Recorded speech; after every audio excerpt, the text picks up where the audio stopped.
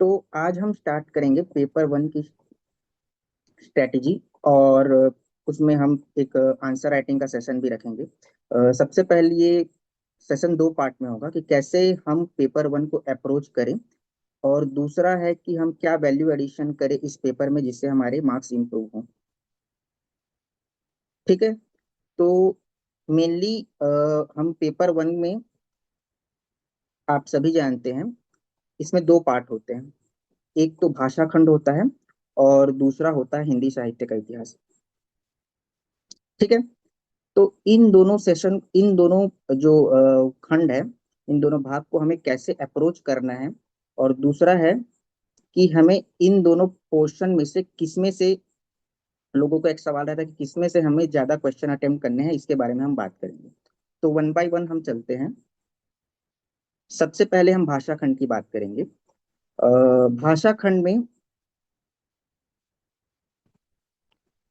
तीन चार challenges students को आती है। सबसे पहली सबसे पहली और बड़ी चुनौती है कि ये जो सेक्शन है वो काफी फैक्चुअल है। और दूसरा बड़ा चैलेंजेस है कि इसमें वैल्यू एडिशन का बहुत ज़्यादा स्कोप नहीं होता है, तो आप बहुत ज़्यादा वैल्यू एडिशन भी नहीं कर सकते। और तीसरी एक बड़ी चैलेंज है कि इसमें आप सेम कंटेंट बार बार लिखते हैं, क्योंकि जनरली हम एक ही नोट से पढ़ते हैं और सभी वो नोट्स फॉलो करते हैं, तो सबके आंसर्स में सिमिलैरिटी रहती है। तो ये तीन बड़े चैलेंजेस हैं इस सेक्शन के। और अगर मैं आपको अपना एक्सपीरियंस बताऊं, तो इस पेपर में, पेपर वन में मुझे जब 2025 में मुझे 141 मार्क्स मिले थे, और 2024 में 133 मार्क्स आए थे। मेरे अमूमन पेपर वन में पेपर टू से 10 से 15 मार्क्स ज्यादा रहते हैं। तो मैं उसका रीजन आपको बताऊंगा कि क्यों मेरे मार्क्स जो हैं वो ज्यादा रहते थे। वैसे ये मार्क्स बहुत ज्यादा नहीं है, लेकिन एक अच्छा मार्क्स इसको कह सकते हैं। तो ये मैं बताऊंगा।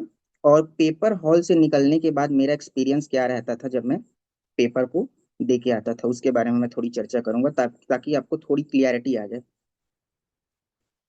तो अगर 2025 के पेपर की बात करूं, जिसमें मेरे 141 मार्क्स आए थे, तो उसमें जब मैं पेपर हॉल से निकला पेपर देके, तो मैं काफी डिसअपॉइंटेड था। और डिसअपॉइंटेड मैं दो तीन वजह से था, क्योंकि मुझे ऐसा लगता था कि मैंने बहुत अच्छे आंसर्स नहीं लिखे हैं। पहला थॉट मेरे दिमाग में ये आ रहा था कि मैंने बहुत अच्छे आंसर्स नहीं लिखे हैं। दूसरा थॉट मेरे दिमाग में ये आ रहा था कि मैंने जो वैल्यू एडिशन नोट्स मेरे तैयार किए थे, मैं उन्हें अपनी अपनी कॉपी में ऐड नहीं कर पाया। तो ये दो डिसअपॉइंटमेंट के कारण थे, लेकिन एक सेटिस्फैक्शन भी था। सेटिस्फैक्शन इसलिए था कि मैंने पेपर कंप्लीट किया है। तो पेपर कंप्लीट किया है, ये बस एक मेरा सेटिस्फैक्शन था। पेपर कंप्लीशन करना एक बड़ा चैलेंज होता है ऑप्शनल के पेपर में। तो मैंने सिर्फ पेपर कंप्लीट किया था, मैंने बहुत एक्स्ट्रा ऑर्डिनरी आंसर्स नहीं लिखे थे। मैंने जनरल आंसर्स लिखे थे। और जो रिपीटेड थीम्स है, जो पीवाईक्यू है, उसमें मैंने थोड़े अच्छे आंसर्स लिखे थे। तो अगर मान सकते हैं कि 40% मैंने ठीक ठाक आंसर लिखे थे, 60% मैंने जनरल आंसर ही लिखे थे। बावजूद इसके मेरे आए 141 मार्क्स। सेम एक्सपीरियंस मेरा 2024 में ही रहा था, कि 2024 का पेपर, आप सभी जानते हैं, पेपर वन थोड़ा डिजास्टर था, क्योंकि काफी कुछ रैंडम सवाल इसमें आए थे, और कुछ आउट ऑफ आवर नोट्स, जो हम नोट्स पढ़ते हैं उसके बाहर के क्वेश्चन आ गए थे। तो इस पेपर के बाद भी मुझे एक डिसअपॉइंटमेंट था कि पेपर अच्छा नहीं हुआ। लेकिन इस पेपर में भी मैंने सिर्फ एक चीज करी थी, पेपर कंप्लीट किया था, इसके अलावा मैंने कुछ नहीं किया था। और मुझे उम्मीद थी कि इस पेपर में मेरे काफी कम मार्क्स आएंगे, लेकिन इसके बावजूद भी मेरे मार्क्स ठीक ठाक आ गए। तो कुल मिला के मैं ये कहना चाहता हूँ कि इस पेपर में आपको बहुत ज्यादा वैल्यू एडिशन करने की जरूरत नहीं है। आप अगर पेपर कंप्लीट करते हैं, तो आपके 135 से 140 मार्क्स आने की पूरी पूरी संभावना है। इसके अलावा अगर आप चाहते हैं कि आप 150 या 150 प्लस स्कोर करें, तो कुछ दो तीन चीजें वैल्यू एडिशन की हम जोड़ सकते हैं। बाकी निश्चिंत रहे, इस पेपर में हमारा सीधा सीधा सीधा अप्रोच ये होना चाहिए कि हम इस पेपर में पेपर कंप्लीट करें। पहली चीज, जो पीवाईक्यू की रिपीटेड थीम्स हैं उनको अच्छे से करें। और तीसरा जो इम्पोर्टेंट चीज है कि हो सके तो आप पॉइंट वाइज लिखने की कोशिश कीजिए। Point wise in the sense कि अगर आपको कोई क्वेश्चन आता है, जैसे कि सिद्धनाथ साहित्य में ही खड़ी बोली का आरंभिक स्वरूप या देवनागरी लिपि के मानक रूप का परिचय देते हुए मानकीकरण हेतु किए गए प्रयत्नों की चर्चा कीजिए, तो इन क्वेश्चन को आप पैराग्राफ में लिखने की बजाय आप पॉइंट वाइज लिखने की कोशिश कीजिए। तो हो सकता है इससे जो एग्जामिनर को थोड़ा आपका आंसर पसंद आ जाए और आपकी जो आंसर्स हैं उसमें ज्यादा आपको मार्क्स मिले।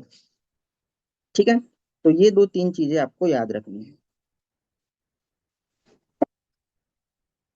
तो पहला हमारा पॉइंट हो गया पेपर कंप्लीट करना।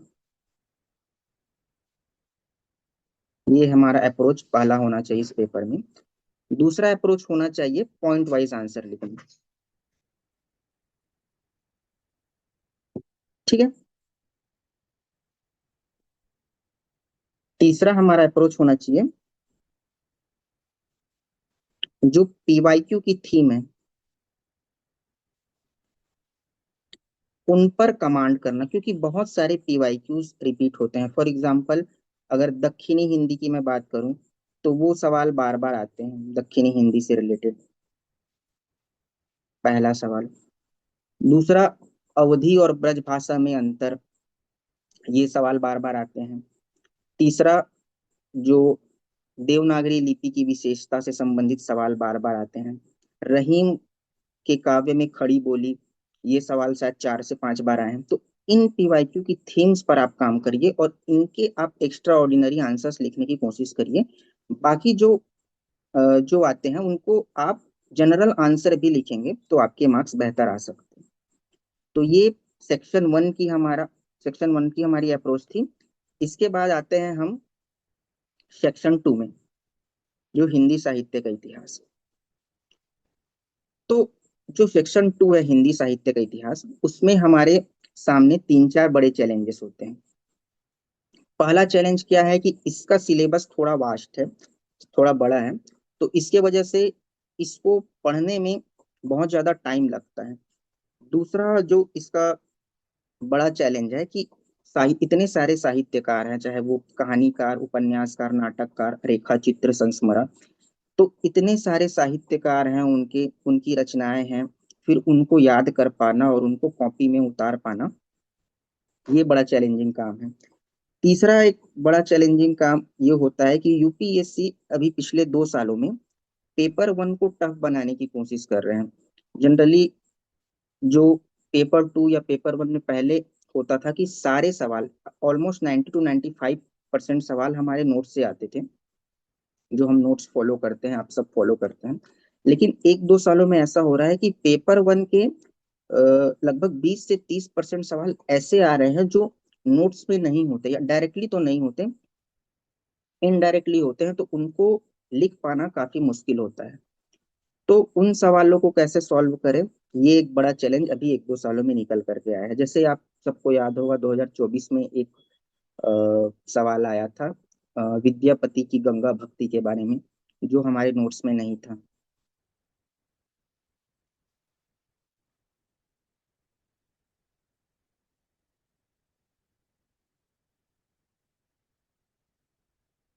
दूसरा एक उन्होंने पूछा था मुस्लिम कवियत्री के बारे में, भक्ति काल की।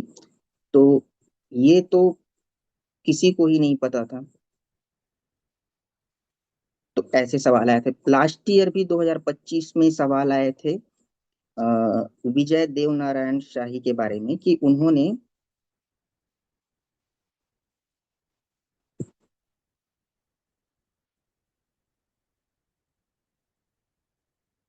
जायसी पर क्या कहा है।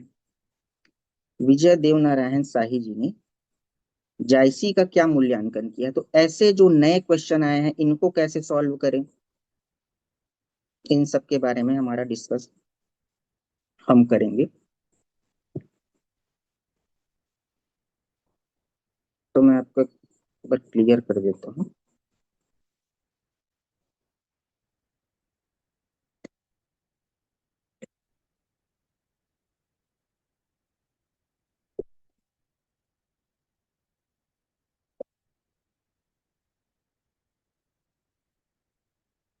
हमारे सामने सेक्शन 2 में तीन बड़े चैलेंजेस है। पहला चैलेंज है कि साहित्यकार काफी ज्यादा हैं तो सिलेबस वास्ट। दूसरा चैलेंज है हमारे पास कि थोड़ा सा कंफ्यूजन का क्रिएट होता है, बहुत सारे साहित्यकार और रचना है तो। तीसरा चैलेंज है रैंडम सवाल जो हमारे नोट से नहीं होते। तो इनका क्या सॉल्यूशन होना चाहिए? तो देखिए, सिलेबस बड़ा है और मेनली जैसे अगर उपन्यासकार या जैसे क्वेश्चन आते हैं कि अज्ञे की कहानियों की विशेषताएं लिखिए, या प्रेमचंद की कहानी कला की विशेषताएं बताइए, या जैनेन्द्र की कहानी कला की विशेषता बताइए, तो एट ए पॉइंट आपको जैनेन्द्र की रचना का नाम याद नहीं आता। अगर आता भी है तो उससे कंफ्यूजन हो जाता है। अगर मोहन राकेश के बारे में पूछे तो आप अज्ञे की लिख आते हैं। तो इन सब का क्या सॉल्यूशन होना चाहिए? पहला आपका सॉल्यूशन है इसका कि आप एक रेडी नोट्स तैयार करें। सिंपल रेडी नोट्स में क्या होना चाहिए कि सभी जो सेक्शन 2 में साहित्यकार दिए हैं उनके केवल आप रचना के नाम लिख लीजिए। अ, अगर आप 4 से 5 एक एक की रचना के नाम लिख लेंगे तो सभी साहित्यकार के जो रचना के नाम है वो 2 पेज में आ जाएंगे। जैसे प्रेमचंद के बारे में उपन्यास में पूछता है या कहानी में पूछता है तो आपको याद होगा उपन्यास में प्रेमाश्रम, गोदान, निर्मला, कर्मभूमि, गबन, ये सारे उपन्यास हैं। प्रेमचंद की कहानी के बारे में पूछता है तो आपके पास है पूस की रात, बड़े घर की बेटी, बूढ़ी काकी, सदगति, कफन। तो पहला तो है कि आप रचना के नाम लिखें। दूसरा क्या कर सकते हैं कि आप प्रत्येक साहित्यकार की 4 5 विशेषताएं अगर साइड में जगह हो तो वहां लिख सकते हैं। फॉर एग्जाम्पल अगर हम प्रेमचंद की ही विशेषता लिखे तो प्रेमचंद के बारे में सभी जानते हैं और क्या लिखना है ये भी सभी जानते हैं, लेकिन अगर आपको पॉइंट वाइज लिखना है तो कम से कम 5 से 6 विशेषताएं आप लिख के रखें। तो प्रेमचंद की क्या विशेषताएं हो सकती है? तो प्रेमचंद की विशेषता पहली ये हो सकती है कि वो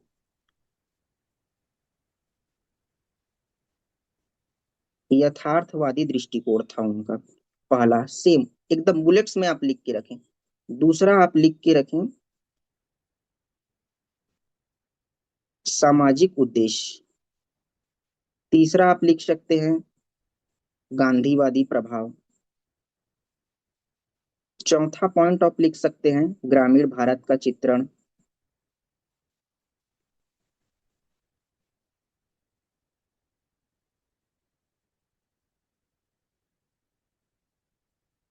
फिफ्थ पॉइंट आप लिख सकते हैं हिंदुस्तानी भाषा शैली।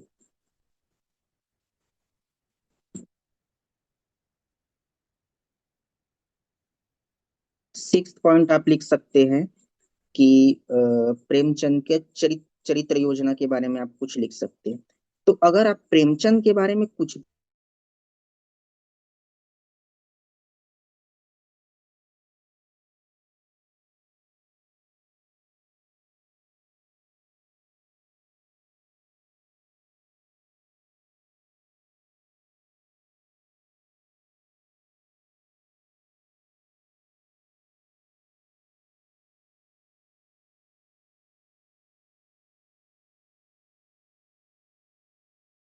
भी आए तनाव में।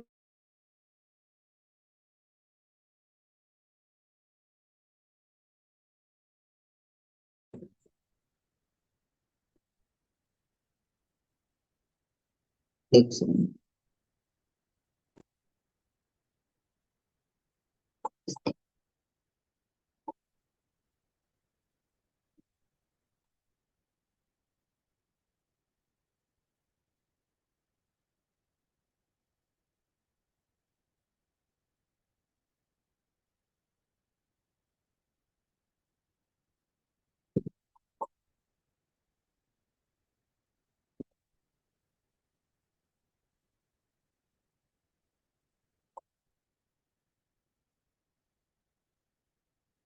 माफी चाहूंगा डिस्टरबेंस के लिए।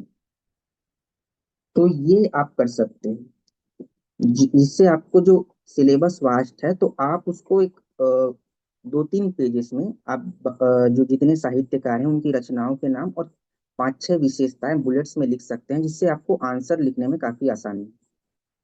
दूसरा आप क्या कर सकते हैं कि इसमें भी कुछ पीवाईक्यूज के थीम होते हैं। सेक्शन 2 में जैसे कि आलोचना से क्वेश्चन आने की ज्यादा संभावना होती है। आचार्य रामचंद्र शुक्ल, हजारी प्रसाद द्विवेदी जी, रामविलास शर्मा जी के बारे में क्वेश्चंस आते हैं। इसके अलावा नाटक से जनरली जो भारतेंदु हरिश्चंद्र, इन सब से क्वेश्चन आते हैं। रेखा चित्र, संस्मरण, ललित निबंध, इन सब से क्वेश्चन आते हैं। तो उन सब के आप पहले से ही मॉडल आंसर्स तैयार करके रखें, ताकि आप कम समय में एक बेहतर आंसर लिख पाए। तो ओवरऑल हमारा यही अप्रोच होगा कि हम पहला पेपर कंप्लीट करें। फिर से मैं एक बार समराइज कर दूं। पेपर कंप्लीट करें। दूसरा हमारा अप्रोच होना चाहिए, पीवाईक्यूज को आइडेंटिफाई करें। तीसरा हमारा अप्रोच होना चाहिए, पॉइंट वाइज लिखें। चौथा हमारा अप्रोच होना चाहिए जो साहित्यकार सेक्शन 2 के लिए है, कि एक हम वैल्यू एडेड नोट्स तैयार करें, जिसमें केवल रचना के नाम और विशेषता हो। इसके अलावा आपको पेपर 1 के लिए और कुछ भी नहीं करना है। सिर्फ आपको पेपर कंप्लीट करना है, पीवाईक्यू लिखना है, पॉइंट वाइज लिखना है। पीवाईक्यू को देखना है, पॉइंट वाइज लिखना है, और एक आपका वैल्यू एडेड नोट्स हो जिसमें नाम और विशेषता हो, जिससे आपको आंसर राइटिंग में काफी कम टाइम लगे और आप पॉइंट वाइज बिना रुके आंसर्स लिख पाए। ये हमारा 4 काम, इसको आपको याद रखना है। इसके अलावा एक और चीज है जो मैं आपको बताना चाहूंगा, कि अगर रैंडम सवाल आ जाए तो उसके लिए पहला आपको मेंटली प्रिपेयर रहना है। जैसे 2024 में आया था, 2025 में भी कुछ रैंडम सवाल थे, तो उनकी तैयारी नहीं की जा सकती। मोस्टली स्टूडेंट्स सोचते हैं कि ये बाकी स्टूडेंट्स को आते होंगे। तो हमें ये कोशिश करनी है कि ऐसे सवालों के लिए हमें डरना नहीं, हमें मेंटली रूप से प्रिपेयर होना है। दूसरा, ऐसे सवालों को कैसे अप्रोच करना है उसके बारे में मैं भी थोड़ा सा बता देता हूँ ब्रीफ में, फिर हम आंसर राइटिंग पे आएंगे। जो रैंडम सवाल है, तो उस पे आपको क्या करना है, आपको पैराग्राफ में लिखना है, क्योंकि पॉइंट वाइज लिखने के लिए आपके पास कंटेंट होते नहीं है। पैराग्राफ में लिखना है। दूसरा क्या करना है, आपको उस क्वेश्चन के बारे में अगर कुछ भी नहीं पता है, तब भी आपको पूरा कंप्लीट, जैसे 2 पेज दिए हैं तो दोनों पेज पूरे भरने हैं, 3 पेज दिए हैं तो तीनों पेज पूरे भरने हैं। अब उसको कैसे अप्रोच करना है, जैसे फॉर एग्जाम्पल अगर विद्यापति की गंगा भक्ति पे क्वेश्चन आया है, अगर आपको उसके बारे में कुछ भी ना पता हो, तो आप उस सवाल पर सबसे पहले इंट्रो लिखेंगे कि विद्यापति अ, आदिकालीन मैथिली कवि हैं, जिनका कालक्रम 14वीं से 15वीं शताब्दी है। उनकी प्रमुख रचना कीर्ति लता, कीर्ति पताका और पदावली है। ये इंट्रो हो गया। फिर आप मुख्य भाग में विद्यापति की गंगा भक्ति के बारे में आपको कुछ भी नहीं पता है, तो सिंपल आपको ये सोचना है कि विद्यापति जी गंगा गंगा के बारे में क्या लिख सकते हैं। तो जनरली हमारे थॉट्स ये आएंगे कि गंगा के बारे में उन्होंने अच्छा ही लिखा होगा। तो गंगा के बारे में उन्होंने, आप केवल जनरल पॉइंट लिखिए कि विद्यापति जी ने गंगा के बारे में उसे सिर्फ एक नदी के रूप में ना मानकर उसे एक माँ के रूप में माना है, उसे एक मोक्षदायिनी, पाप नाशिनी या इस तरीके के रूप में उन्हें उकेरा है, और गंगा को केवल साहित्यिक दृष्टिकोण से या केवल नदी के रूप में ना देख करके उन्हें एक आध्यात्मिक स्वरूप प्रदान किया है। तो एक जो आपके दिमाग में आए गंगा विद्यापति ने का क्या बोल सकते हैं उनके बारे में, ये लिखना है। दूसरा आपको लिखना है, अगर आपको कंटेंट नहीं आ रहे हैं तो आप तुलना कर सकते हैं, कंपैरिजन, कि अन्य जो आदिकालीन कवि हैं उनमें किसी ने गंगा के बारे में या हिंदी साहित्य में अन्य किसी ने भी अगर गंगा के बारे में लिखा हो या नहीं भी लिखा हो, तो कम से कम कि अन्य हिंदी साहित्य के अन्य साहित्यकारों में हमें गंगा के बारे में कुछ विशेष नहीं दिखाई पड़ता। तो इस प्रकार हम कह सकते हैं कि विद्यापति जी ने गंगा को उनका महत्व जो लोगों तक पहुंचाने के लिए हिंदी साहित्य को उनका विशेष योगदान है करके इस तरीके से आपको पैराग्राफ में तुलना कर सकते हैं आप। तीसरा तीसरा आप क्या कर सकते हैं कि आप उस टॉपिक को किसी और टॉपिक से जोड़ सकते हैं। जैसे फॉर एग्जांपल उसकी प्रासंगिकता क्या हो सकती है, उसका महत्व क्या हो सकता है, विद्यापति की गंगा भक्ति के क्या महत्व है, इन सब के बारे में कुछ भी लिख करके आपको 2 पेजेस भरने हैं। आपको बहुत जनरल आंसर लिखने हैं, लेकिन रैंडम क्वेश्चन पे आपका यही अप्रोच होना चाहिए। आपको अगर 10 में से 6 मार्क्स मिलते, अगर आप अच्छे अच्छे आंसर्स लिखते हो, तो यहाँ जनरल आंसर लिखने में आपको 3 मार्क्स आराम से मिल जाएंगे। अगर आप, कई लोग ऐसे क्वेश्चन को छोड़ के भी आए थे, तो ऐसे क्वेश्चन को छोड़ के आएंगे तो आपको 0 मार्क्स मिलेंगे। तो ऐसे क्वेश्चन को छोड़ के नहीं आना है। ठीक है।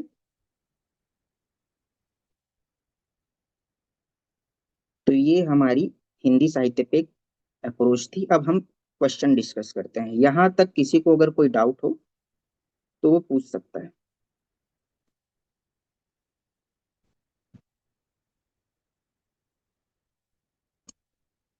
किसी को कोई डाउट है?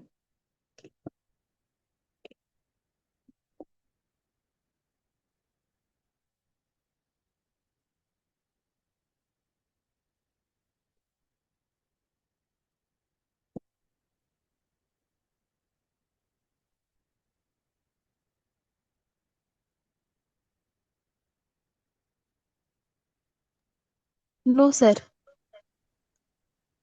ठीक है, हम आगे बढ़ते हैं। तो पहला क्वेश्चन है हमारा,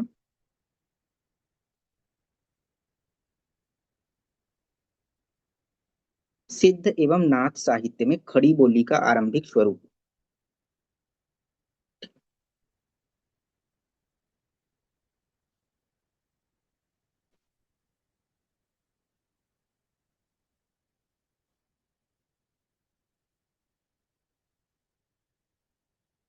ठीक है।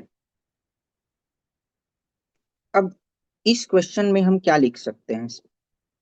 तो इस क्वेश्चन की डिमांड, मूलतः 2 डिमांड है। पहला,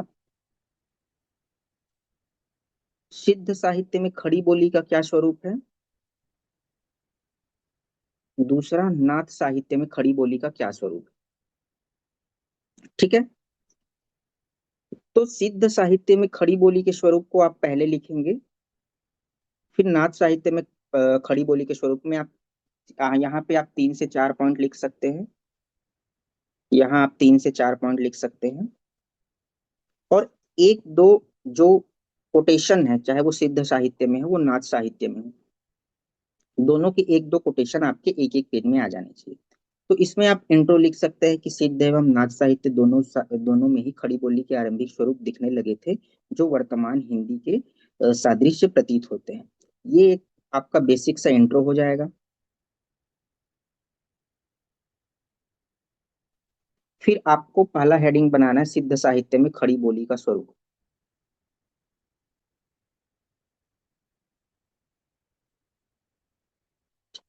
पहला पॉइंट आप लिख सकते हैं, न के स्थान पर ड़ का प्रयोग।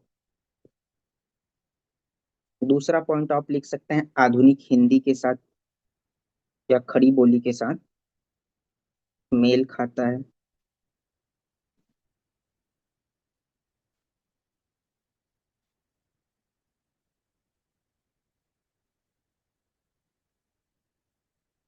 तीसरा पॉइंट आप लिख लिख सकते हैं, सहज व बोधगम्य।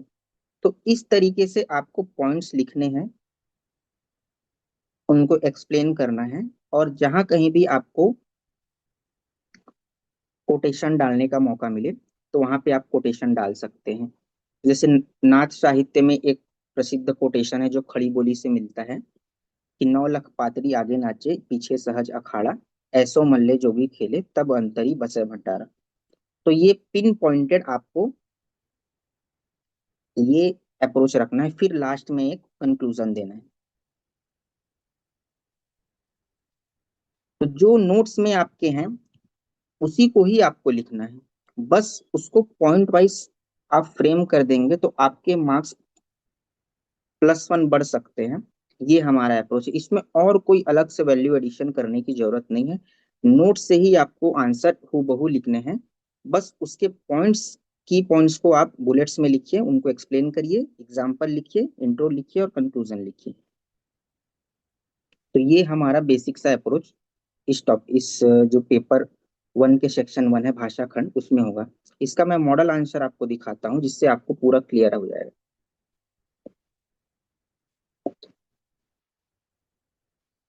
तो ये इसका मॉडल आंसर है, जिसमें हमने सिंपल सा लिखा है, पहला भूमिका लिखी है कि खड़ी बोली हिंदी में, हिंदी का प्रारंभिक स्वरूप सर्वप्रथम सिद्ध और नाथ साहित्य में दिखाई देता है।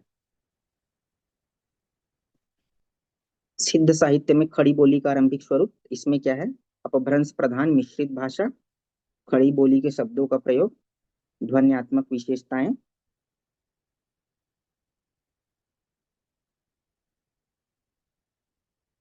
चौथा है लोक भाषा की सहजता। फिर ये एग्जाम्पल आप लिख सकते हैं, ये एग्जाम्पल आप लिख सकते हैं, दोनों में से केवल एक भी लिखेंगे तो भी काम चल जाएगा।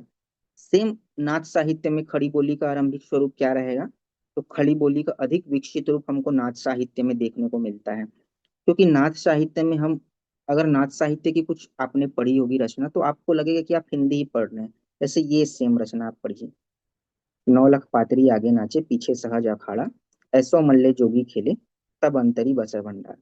सेम दूसरा पॉइंट आपको लिखना है मिश्रित भाषिक स्वरूप।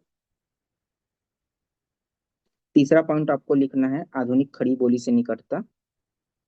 चौथा पॉइंट आप लिख सकते हैं अड़ा का प्रयोग। तो इन दोनों में से कुछ पॉइंट आपको सिमिलर लग सकते हैं, फिर आपको निष्कर्ष लिखना है। ठीक है, तो निष्कर्ष भी हमारा सिंपल सा है, जो नोट्स में हमने पढ़ा है कि सिद्ध एवं नाथ साहित्य में प्रयुक्त भाषा पूर्ण विकसित खड़ी बोली नहीं थी, किंतु उसमें आधुनिक खड़ी बोली के अनेक प्रारंभिक तत्व स्पष्ट रूप से विद्यमान दिखाई देते हैं। इन दोनों साहित्यिक धाराओं को खड़ी बोली हिंदी के विकास की आधारशिला माना जा सकता है। ठीक है, तो इस तरीके से आपको पॉइंट वाइज आंसर लिखने हैं। मैक्सिमम लोग इस क्वेश्चन को पॉइंट वाइज आंसर ना लिख करके पैराग्राफ में आंसर लिखते हैं, क्योंकि नोट्स में हमारे पैराग्राफ फॉर्मेट्स में इनको ज्यादा दिया गया है, तो वो पैराग्राफ में लिखते, एक पैराग्राफ में फिर एक एग्जाम्पल देते, दूसरे पैराग्राफ में इनको लिखते, फिर एक एग्जाम्पल देते, और इस तरह वो 2 पेज कंप्लीट कर देते। लेकिन अगर आप पॉइंट वाइज लिखेंगे तो ये आंसर काफी अच्छा दिख रहा है और इसमें आपको ज्यादा मार्क्स मिलने की संभावना है। तो केवल आप पॉइंट वाइज फॉर्मेट में जाने की कोशिश कीजिए, ये हमारा अप्रोच रहेगा सेक्शन 1 में। इसी तरह दूसरा क्वेश्चन हम देखते हैं, देवनागरी लिपि के मानक रूप का परिचय देते हुए मानकीकरण हेतु किए गए प्रयत्नों पर चर्चा कीजिए। ठीक है, तो ये सवाल बिल्कुल सिंपल सा है, नोट्स में आपके जरूरत है। इस क्वेश्चन के 2 डिमांड है, ये 20 मार्क्स का क्वेश्चन है, तो आपको इसके लिए 4 पेजेस मिले होंगे। ठीक है, तो पहला है देवनागरी लिपि के मानक रूप का परिचय दीजिए, पहला। फिर दूसरा है मानकीकरण हेतु किए गए प्रमुख प्रयत्न की चर्चा कीजिए। तो ये क्वेश्चन के 2 पार्ट। तो पहला, आप देवनागरी लिपि से जुड़ा हुआ कोई इंट्रो लिख सकते हैं कि देवनागरी लिपि जो है हिंदी, देवनागरी लिपि का उद्भव ब्राह्मी लिपि से माना जाता है और ये हिंदी की प्रमुख लिपि है जिसमें अनेक वैज्ञानिक एवं वैज्ञानिक विशेषताएं हैं। सिंपल आप ये इंट्रो लिखेंगे, फिर आप पहला पॉइंट क्या बनाएंगे,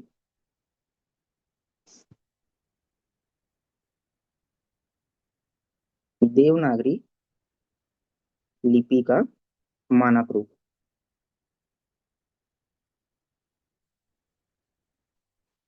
ये बनाएंगे। फिर इसमें आप क्या लिख सकते हैं, पॉइंट वाइज जाना है आपको। इसमें आप लिख सकते हैं वैज्ञानिकता। दूसरा आप लिख सकते हैं कि क्रम व्यवस्था। वैज्ञानिकता में आ जाए कि एक वर्ण के लिए एक ध्वनि है। क्रम व्यवस्था में आप आपके नोट्स में जो है कर्तव्य, तालुव्य, मूर्धन्य, दंत्य, ओष्ठ, ये 5 टाइप की इनकी क्रम व्यवस्था है। मात्रा व्यवस्था, शिरोरेखा। तो इस तरीके के आपको पॉइंट वाइज लिखना है, फिर एग्जाम्पल लिखने हैं। सेम दूसरे पार्ट में आपको क्या करना है कि मानकीकरण हेतु किए गए प्रयत्न।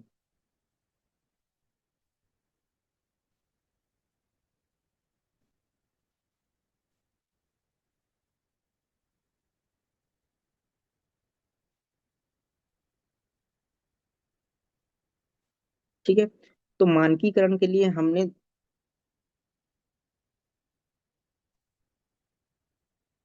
दो स्तर पर प्रयत्न पढ़े हैं, एक तो व्यक्तिगत स्तर पर और एक संस्थागत स्तर पर। तो आप दो पॉइंट में इसको डिवाइड करके, सावरकर बंधु ने क्या कहा है, शारदा प्रसाद ने क्या कहा है, इसी प्रकार संस्थागत में नागरी प्रचारणी सभा ने क्या क्या कहा है, आचार्य नरेंद्र देव की समिति ने क्या कहा है, इसके बारे में आपको पॉइंट वाइज जाना है। ये सवाल 2025 में ही आया था, और इस सवाल को मैंने ऐसे ही अप्रोच किया था कि पॉइंट वाइज देवनागरी लिपि की विशेषता, मानकीकरण हेतु किए गए प्रयत्न।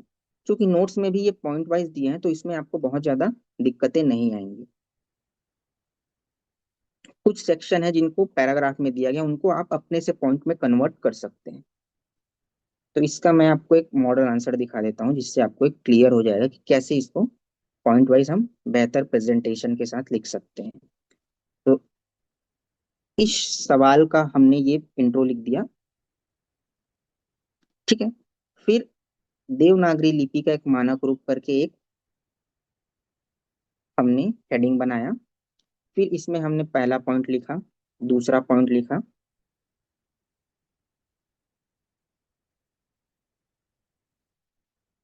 कि पहला पॉइंट हमने लिखा वैज्ञानिक एवं ध्वन्यात्मक लिपि। फिर इसका एक एग्जाम्पल दिया। दूसरा पॉइंट लिखा उच्चारण स्थान के अनुसार वर्णों का क्रम। फिर इसका एग्जाम्पल दिया। तीसरा पॉइंट इसी तरीके से हमने लिखा स्वर एवं व्यंजनों का स्पष्ट वर्गीकरण।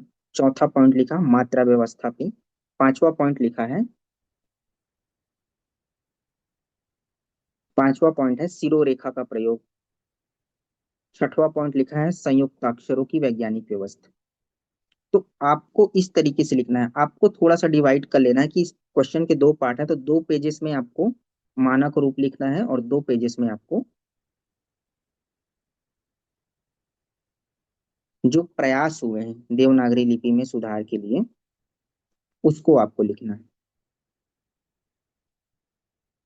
अनुस्वार एवं अनुनासिक एवं विसर्ग का पृथक प्रयोग। तो इस तरीके से हमको पहले विशेषता बतानी है, फिर उसके बाद जो देवनागरी लिपि के लिए मानकीकरण के जो प्रयास हुए उनको बताना है। जैसे बाल गंगाधर तिलक जी ने जो लिखा है, जस्टिस शारदा चरण मित्र ने लिखा है, सावरकर बंधु ने जो कहा है, इस तरीके से आपको फिर संस्थागत प्रयास में लिखना है। फिर आपको निष्कर्ष पर आना है। तो बिल्कुल इसमें कुछ बहुत ज्यादा वैल्यू एडिशन की जरूरत नहीं, जो नोट्स में है वो आपको लिखने हैं, पॉइंट वाइज लिखने हैं, एग्जाम्पल्स के साथ लिखने हैं। और अमूमन ये मुश्किल होता है जब आप बहुत सारे जो इसमें फैक्चुअल कंटेंट है उसको कॉपी में उतार पाना एक बड़ा चैलेंजिंग है। तो आप पॉइंट वाइज लिखेंगे, एग्जाम्पल के साथ लिखेंगे, तो आपकी कॉपी दूसरों से एनरिच और थोड़ी सी बेहतर ही लगेगी। तो इस वजह से हमने इसमें दो ही सवाल लिए हैं, क्योंकि भाषा खंड में बहुत ज्यादा बताने के लिए हमारे पास कुछ नहीं है। बस आप पॉइंट वाइज लिखें, पीवाईक्यू के थीम्स पकड़ें, और इसी तरीके से आप क्वेश्चन आंसर को लिखें। इससे आपको बेहतर मार्क्स मिलने की पूरी पूरी संभावना है। पेपर 2 में हम 3 सवाल डिस्कस करेंगे कि पेपर 2 में हम कैसे एक अच्छा आंसर लिख पाए, क्योंकि यहाँ वैल्यू एडिशन का अच्छा खासा स्कोप होता है। तो यहाँ तक अभी किसी को कोई डाउट हो तो वो पूछ सकते हैं भाषा खंड में।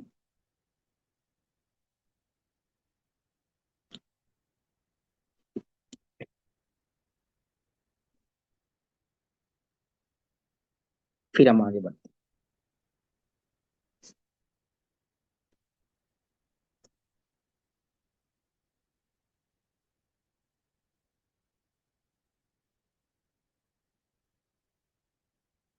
ठीक है, आगे बढ़े। ओके। तो हिंदी साहित्य के इतिहास में हमारा पहला सवाल है, हिंदी उपन्यास और यथार्थवाद। ये सवाल 2025 का है।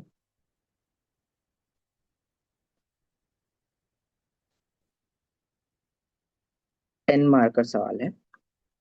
और इस पे आप क्या लिख सकते हैं, आपको एक ओपन एंडेड सवाल दे दिया है, इस पे आप 4 पेज भी लिख सकते हैं, 5 पेज भी लिख सकते हैं। ऐसे क्वेश्चन पे ज्यादातर लोग पैराग्राफ फॉर्मेट में ही जाते हैं, लेकिन आपको कोशिश करनी है कि आप पॉइंट वाइज फॉर्मेट में ही अपना आंसर्स लिखें। तो इसमें आप क्या पॉइंट वाइज लिख सकते हैं, आपको समझ आएगा। तो आप पहला लिख सकते हैं, हिंदी उपन्यास के बारे में बता सकते हैं, जिसमें आप जो चंद्रधर शर्मा गुलेरी से लेकर के प्रेमचंद, और प्रेमचंद के बाद जो उत्तर प्रेमचंद युग में एक दो साहित्यकार के नाम का उल्लेख करते हुए इसकी भूमिका बनानी है। भूमिका आप अलग तरीके से भी बना सकते हैं।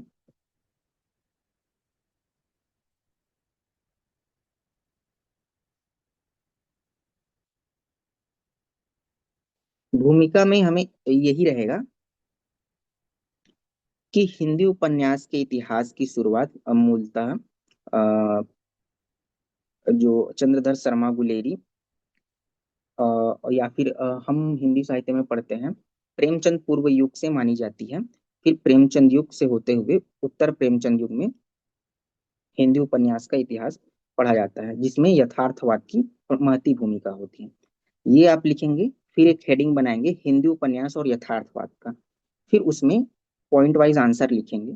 पहला पॉइंट क्या होगा, दूसरा पॉइंट क्या होगा, तीसरा पॉइंट क्या होगा, चौथा पॉइंट क्या होगा। इसी तरीके से आप 5-6 पॉइंट लिखेंगे। हर पॉइंट के बाद आप कोशिश कीजिए, हर पॉइंट पे नहीं तो अल्टरनेटिव्स पे, कि हर पॉइंट्स के बाद आप एक एग्जाम्पल्स या कोटेशन दे पाए। फॉर एग्जाम्पल, अगर हिंदी उपन्यास में जितने भी आपको उपन्यास याद होंगे, जैसे गोदान की आपको कुछ उद्धरण मालूम होंगे, इसके अलावा दिव्या के कुछ उद्धरण मालूम होंगे, मैला आंचल के कुछ उद्धरण मालूम होंगे। तो इस तरीके से आप पेपर 2 से भी रिलेट करके इसके आंसर्स को बेहतर बना सकते हैं, क्योंकि अभी क्वेश्चन थोड़े से सेक्शन 2 में हिंदी साहित्य के इतिहास में पेपर 2 से मिक्स करके आ रहे हैं। तो आप यहाँ पे पहला पॉइंट बना सकते हैं सामाजिक यथार्थवाद, दूसरा पॉइंट बना सकते हैं राजनीतिक यथार्थवाद। सामाजिक यथार्थवाद में आप गोदान का एग्जाम्पल दे सकते हैं। राजनीतिक यथार्थवाद में आप महाभोज का एग्जाम्पल दे सकते हैं।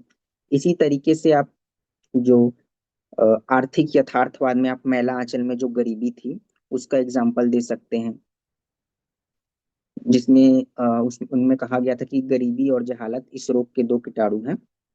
तो इस तरीके के आप एग्जाम्पल दे सकते हैं। फिर उसके बाद आपको निष्कर्ष लिख के इसको कंप्लीट करना है। एक बार हम मॉडल आंसर देख लेते हैं, जिससे आपको ये क्लियर हो जाएगा। तो ये क्वेश्चन है, तो इसकी भूमिका आप छोटा सा लिख सकते हैं, जिसमें आप लिख सकते हैं कि उपन्यास आधुनिक युग की सर्वाधिक लोकप्रिय गद्य विधा है, जिसे आधुनिक जीवन का महाकाव्य कहा जाता है। हिंदू उपन्यास में सर्वाधिक सशक्त रूप प्रेमचंद से आरंभ होकर रेणु यशपाल, श्रीलाल शुक्ल, मन्नू भंडारी आदि तक विकसित हुआ। फिर इस तरीके से आप पॉइंट वाइज लिखेंगे, जिसमें आप सामाजिक यथार्थवाद जाएंगे, आर्थिक यथार्थवाद लिखेंगे। सामाजिक यथार्थवाद में गोदान का एग्जाम्पल लिख सकते हैं कि जब दूसरों के पांव तले अपनी गर्दन दबी हुई हो, तो उन पांवों को सहलाने में ही कुशल है। दूसरा, आप आर्थिक यथार्थवाद में मैंने बताया मैला आंचल का एग्जाम्पल भी लिख सकते हैं। आपको जो एग्जाम्पल पेपर 2 से याद है उनको आप लिख सकते हैं। तीसरा इसमें है आंचलिक यथार्थवाद। आंचलिक यथार्थवाद में तो मैला आंचल जाना ही जाता है अपने आंचलिक उपन्यास के लिए, तो इसमें आप मैला आंचल को उपन्यास लिख सकते हैं। राजनीतिक यथार्थवाद में महाभोज का एग्जाम्पल लिख सकते हैं। फिर मनोवैज्ञानिक यथार्थवाद में आपको अगर कोई जैनेन्द्र या इलाचंद्र जोशी, जो हमारे मनोवैज्ञानिक रचनाकार हैं, उनके रचना के नाम या एग्जाम्पल लिख सकते हैं, जैसे हमने यहाँ उल्लेख किया है कि जैनेन्द्र कुमार के त्यागपत्र, शेखर एक जीवनी। तो इस तरीके से आपको पेपर 2 में आपका अप्रोच सिंपल होना चाहिए कि आपको पॉइंट वाइज जाना है।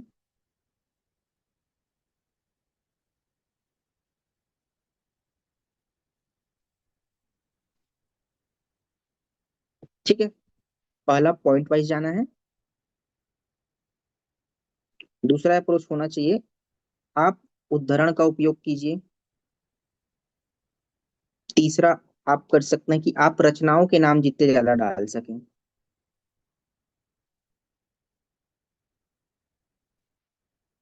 तो वो आपके आंसर्स को एनरिच कर सकते हैं। यहाँ वैल्यू एडिशन का थोड़ा स्कोप होता है, और यहाँ आप ये सब वैल्यू एडिशन करके अपने मार्क्स को इम्प्रूव कर सकते हैं। इसके अलावा आप लिख सकते हैं दलित एवं स्त्री यथार्थवाद। तो इस तरीके के आप इसको पॉइंट वाइज तोड़ के फिर आपको निष्कर्ष पे आना है। क्योंकि ये 10 मार्कर सवाल था, तो आप अपनी कॉपी में 5 से 6 अगर पॉइंट्स लिख देते तो ये काफी है।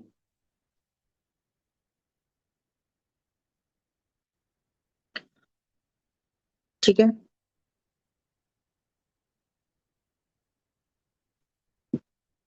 इसी तरह हम दूसरा सवाल लेते हैं। दूसरा सवाल है हमारा, अज्ञे की कहानियों की प्रमुख विशेषताओं को लिखिए। अब ये सवाल सीधा सीधा सवाल है, इसमें आपको जरा भी दिक्कत नहीं आनी चाहिए पॉइंट जनरेट करने में। ये 15 नंबर का सवाल है, तो इसके लिए हमको मिले होंगे 3 पेजेस। सिंपल है, आपको इसमें लिखना है एक भूमिका। चूंकि 15 नंबर का सवाल है, तो आप कोशिश कीजिए इस सवाल को 2 भागों में बांट पाए। तो इसको हम कैसे 2 भागों में बांट सकते हैं इस सवाल पर? तो इस सवाल की आप विशेषताओं में लिख सकते हैं, पहला संवेदना के स्तर पर,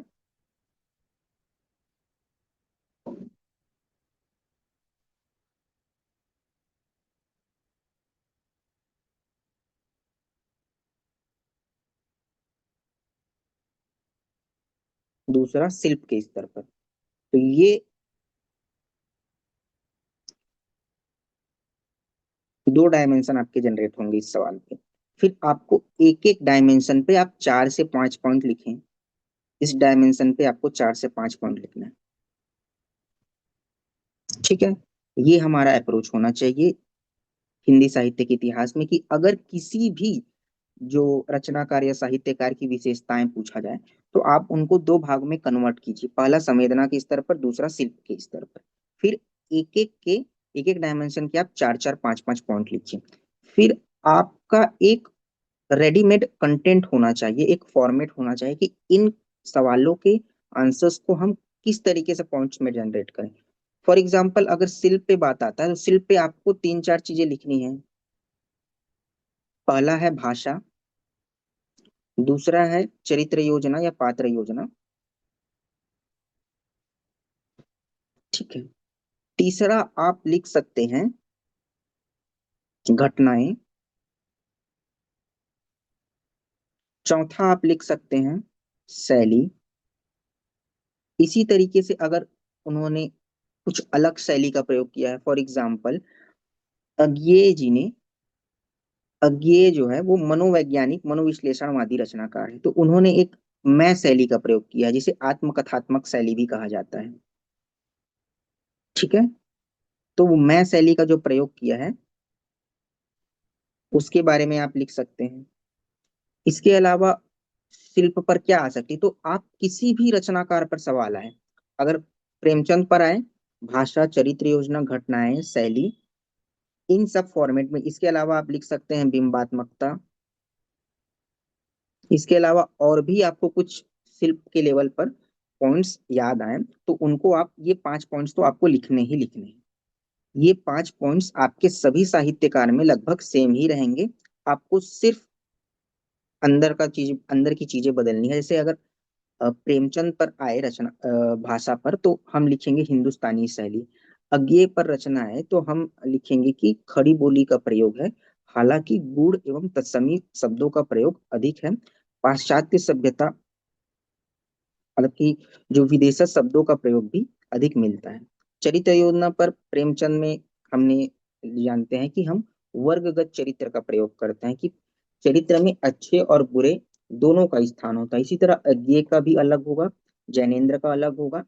तो इसी तरीके से आपको सबका एक फॉर्मेट रेडी कर लेना है, और अमूमन सबको सबकी विशेषताएं मालूम होती है, तो इस तरीके से आपको पॉइंट्स जनरेट करने हैं। फिर आते हैं संवेदना के स्तर पर।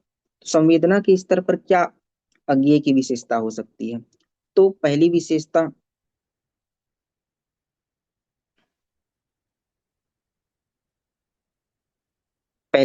हो सकती है अज्ञेय जी की, आपको इसको भी पॉइंट्स में लिखने हैं। इसमें आप लिख सकते हैं मनोविश्लेषणवादी। ठीक है, मनोविश्लेषणवादी रचनाकार। दूसरा आप लिख सकते हैं नारीवादी रचनाकार। तीसरा, इसी तरीके से आपको पॉइंट्स जनरेट करते जाने हैं।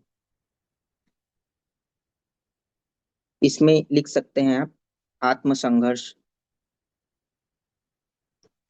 और एज इट इज अज्ञेय की जो कहानियां होंगी उनको आपको बीच बीच में कोट करते रहना है। फॉर एग्जाम्पल अगर मैं याद कर पा रहा हूँ अज्ञे की कहानी, तो रोज, गैंग्रीन, ये सारी उनकी कहानी है फेमस। जयदोल। तो इन कहानियों को आपको इन पॉइंट्स के अंदर कोट करते जाना है। अगर आपको कुछ उदाहरण मालूम हो तो वो ऐड कर सकते हैं। विपथगा, ये इनकी कहानियां हैं। तो सेम आपको पॉइंट्स फॉर्मेट में लिखने हैं, संवेदना के स्तर पर, शिल्प के स्तर पर इन कहानियों का जिक्र करते जाना है, और इसी तरीके से आपको 3 पेजेस फिल करने हैं। ये आंसर्स आपके बाकी लोगों के आंसर्स से एक कदम आगे रहेंगे। इसमें आपको एग्जामिनर +1 मार्क्स एक्स्ट्रा देने की ही कोशिश करेंगे। एक बार इसका मॉडल आंसर देख लेते हैं ताकि थोड़ी सी क्लियरिटी आ जाए।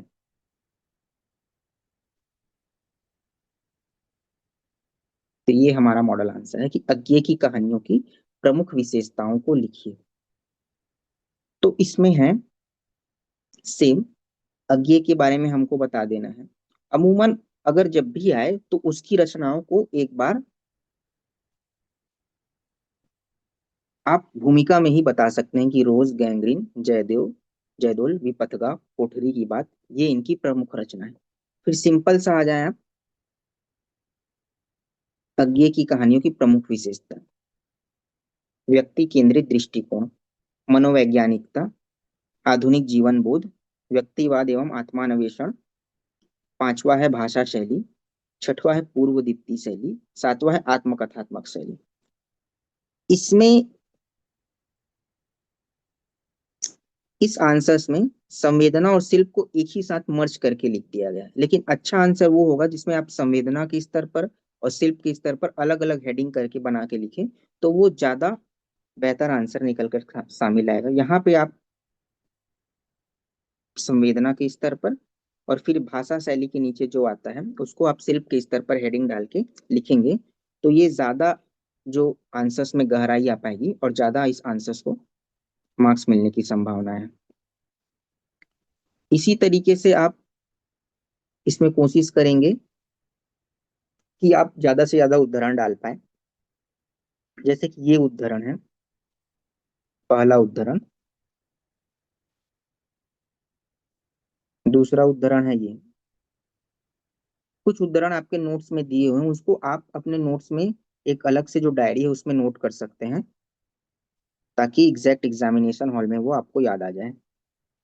तीसरा एग्जाम्पल जो विपदगा कहानी की है वो ये है: सत्य वही है जो अपनी चेतना से स्वीकार करो, बाहर थोपा गया सत्य नहीं। तो इस तरीके से आप अगर उदाहरण का इस्तेमाल करेंगे तो आपकी आंसर्स में गहराई और ज्यादा आ पाएगी और आपको दूसरों से ज्यादा मार्क्स मिलने की संभावना है। ठीक है, फिर आपको निष्कर्ष लिखने हैं। इसमें आप कोशिश कीजिए, निष्कर्ष में अगर आप तुलना कर सकते हैं तो तुलना कर लीजिए कि अज्ञे की तुलना अमूमन की जाती है इलाचंद्र जोशी जी, जैनेन्द्र कुमार इत्यादि से, तो आप तुलना भी कर सकते हैं, जिससे आपका वैल्यू एडिशन हो जाएगा। प्रासंगिकता भी आप निष्कर्ष में लिख सकते हैं कि अज्ञे की कहानी के फलस्वरूप ही आज हम जो मानसिक तनाव और अवसाद की जो समस्या है उनसे निजात पा सकते हैं। तो अज्ञे की कहानी इस दृष्टिकोण से भी काफी प्रासंगिक है। ठीक है, तो इस तरीके से आप निष्कर्ष लिखिए, पॉइंट वाइज आंसर रहेगा, हो जाएगा आपका, निष्कर्ष भी हो जाएगा।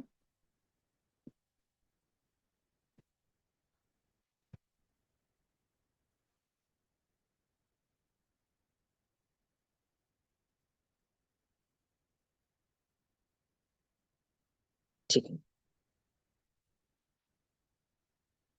अगले सवाल पे चलते हैं। सवाल को आप लोग सब पढ़िए एक बार।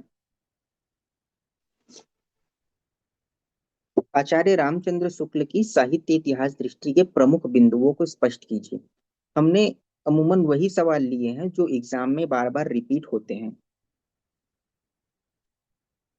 ताकि आपके जो, हो सकता है इस, हमने जो 5 सवाल लिए हैं उसमें से कुछ सवाल आपके एग्जाम में रिपीट हो जाएं, क्योंकि ये सवाल, ये उन टॉपिक, वो टॉपिक्स हैं जो बार बार एग्जामिनेशन में आते हैं, ये रिपीटेड थीम्स हैं। तो ये आचार्य रामचंद्र शुक्ल पर एक सवाल है, जिसमें सिंपल सा सवाल है कि साहित्य इतिहास दृष्टि को बताइए, प्रमुख बिंदु को।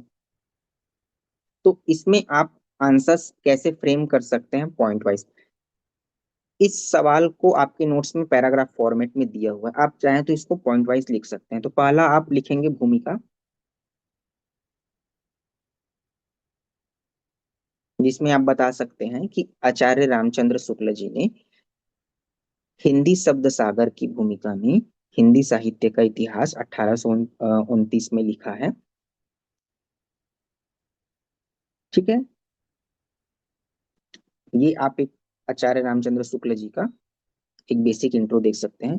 फिर आप इसमें एक पॉइंट बना सकते हैं कि आचार्य रामचंद्र शुक्ल जी की साहित्य इतिहास दृष्टि के प्रमुख बिंदु।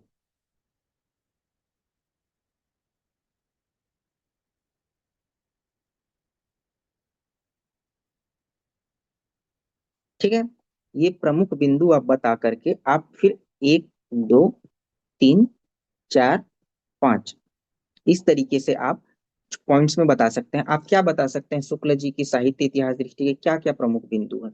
तो सबसे पहला आप बता सकते हैं कि शुक्ल जी ने टेन के प्रत्यक्षवाद, शुक्ल जी का दृष्टिकोण था, वो आप बता सकते हैं।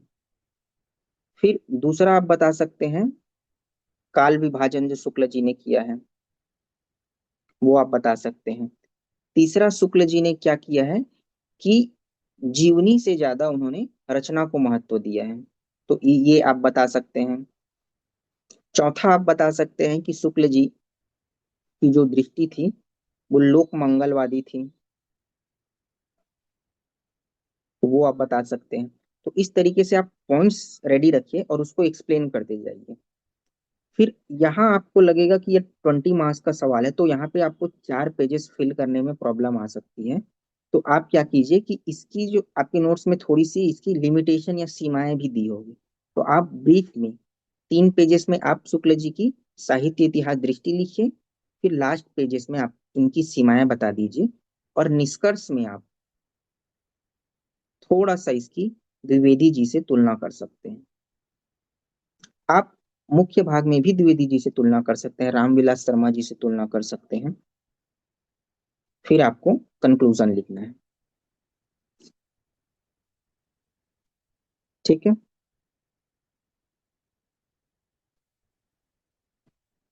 तो इसका एक बार हम मॉडल आंसर देख लेते हैं, ताकि हमको ये क्लियर हो जाए कि हम किस तरीके का फॉर्मेट चाहते हैं।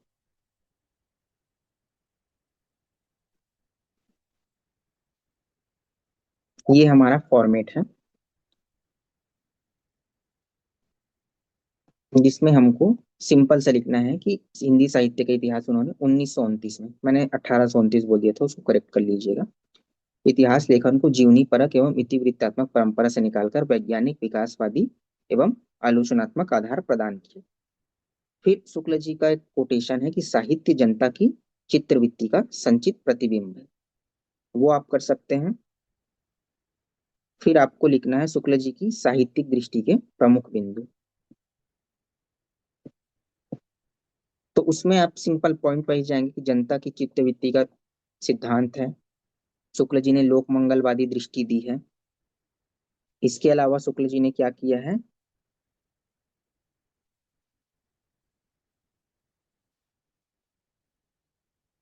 वैज्ञानिक एवं वस्तुनिष्ठ इतिहास लेखन किया है। काल विभाजन उनका वैज्ञानिक पद्धति से हुआ है, तो इसमें आप ये डायग्राम बना सकते हैं। फिर आप लास्ट में क्या लिख सकते हैं कि इतिहास बोध शुक्ल जी का आप लिख सकते हैं।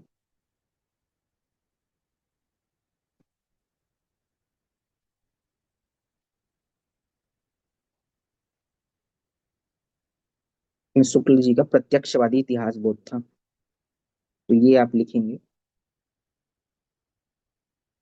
फिर लास्ट में लिख सकते हैं और भी कुछ आपको पॉइंट्स जो याद आए वो लिख करके आप कोशिश कीजिए कि उनकी सीमाएं भी लिखिए, तो ये आपका एक एक्स्ट्रा वैल्यू एडिशन हो जाएगा। जब भी अगर कोई बड़ा सवाल आए और अगर उसके बारे में कुछ विशेषता पूछें, तो आप कोशिश कीजिए कि लास्ट के एक पैराग्राफ में आप जो क्रिटिक्स ने जो कहा है या फिर उनके जो लिमिटेशन है उनको लिख सकते हैं। जैसे सूरदास की विशेषता में हमने लिखा था कि अगर हम उनकी सारी विशेषताएं लिखें तो अंत में ये डाल सकते हैं कि सुर को उपमा देने की झक्सी चढ़ जाती है और वे उपमा पे उपमा और उत्प्रेक्षा पे उत्प्रेक्षा करते चले जाते हैं, ये आचार्य रामचंद्र शुक्ल जी ने कहा है। तो इस तरीके से आप अगर थोड़ी लिमिटेशन भी लिख देंगे तो आपका आंसर थोड़ा सा बहुआयामी हो जाएगा। ठीक है। फिर आप निष्कर्ष लिख देंगे, द्विवेदी जी से तुलना कर सकते हैं। इस शुक्ल जी ने साहित्य इतिहास की आधारशिला रखी और द्विवेदी जी ने उसी भवन का विस्तार किया। इसीलिए कहा जाता है कि हिंदी साहित्य की आलोचना परंपरा या साहित्य इतिहास परंपरा वस्तुतः शुक्ल जी की मान्यताओं का खंडन मंडन है।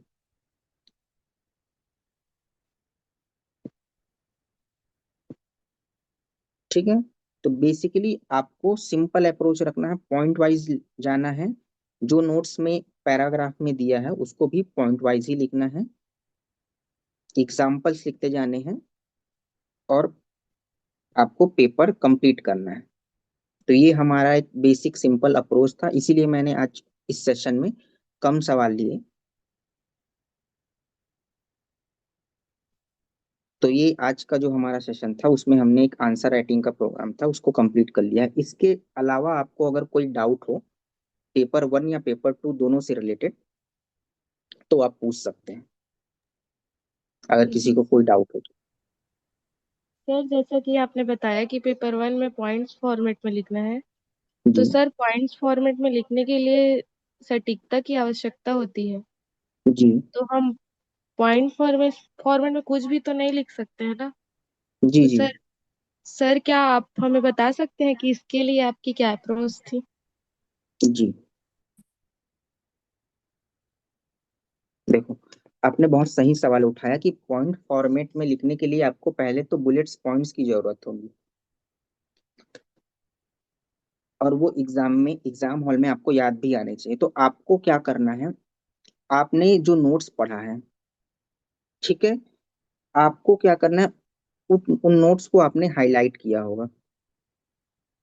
तो आपने जिन जिन पॉइंट्स को हाईलाइट किया है उसको आप नोट्स के साइड में बुलेट्स पॉइंट करके 1 2 3 4 5 करके वहीं पे ही एक पॉइंट बना लें। तो आपको अगर आप जब रिवीजन करने जाएंगे तो आपको पूरा पैराग्राफ पढ़ने की भी जरूरत नहीं पड़ेगी, आप केवल इन पॉइंट्स को पढ़ेंगे। इन पॉइंट्स को पढ़ने के बाद आपको पूरे पेजेस की आपको समरी याद आ जाएगी। तो यही सेम चीजें आपको एग्जाम हॉल में भी करनी है। आपको पहले पूरी रीडिंग करनी है नोट्स की, और उन नोट्स को रीड करने के बाद में आप साइड में नोट्स के साइड में ही या आप अलग से A4 शीट में भी बुलेट पॉइंट को ऐड कर सकते हैं। मेरा अप्रोच ये रहता था कि मैं नोट्स के साइड में ही बुलेट पॉइंट्स है उनको ऐड कर दूं।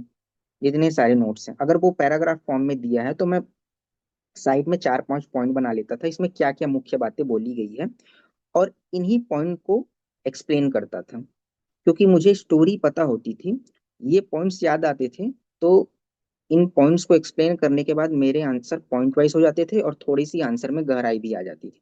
तो आपको ये चीजें करनी है। ठीक है।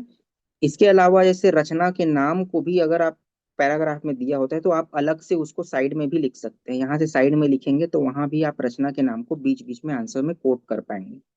एग्जाम्पल को आप अलग से एक डायरी मेंटेन कर सकते हैं, जिससे आप उनको बार बार अपने आंसर्स में ऐड कर सकते हैं।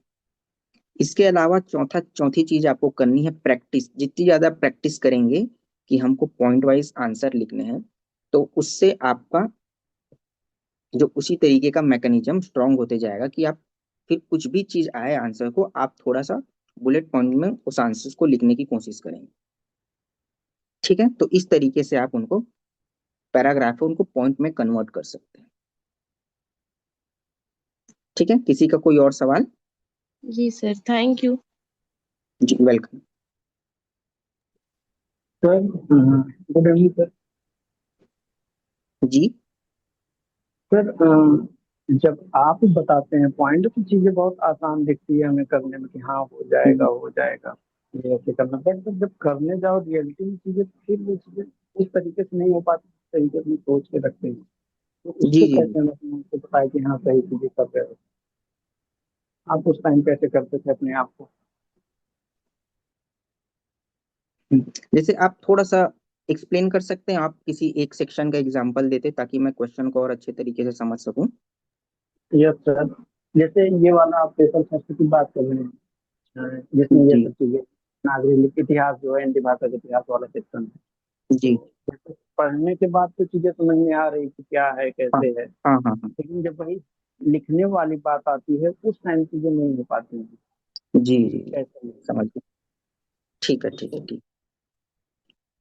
देखो, जब भी मेरा ये अप्रोच रहता था कि जब भी मैं किसी टॉपिक को पढूं, खास करके जो पेपर वन का भाषा खंड का जो पोर्शन था, तो उसकी सबसे बड़ी प्रॉब्लम है कि वो बहुत बोरिंग टॉपिक है। उसको पढ़ के आपको लगेगा कि यार बहुत बोरियत महसूस होती है, क्योंकि बहुत फैक्चुअल है।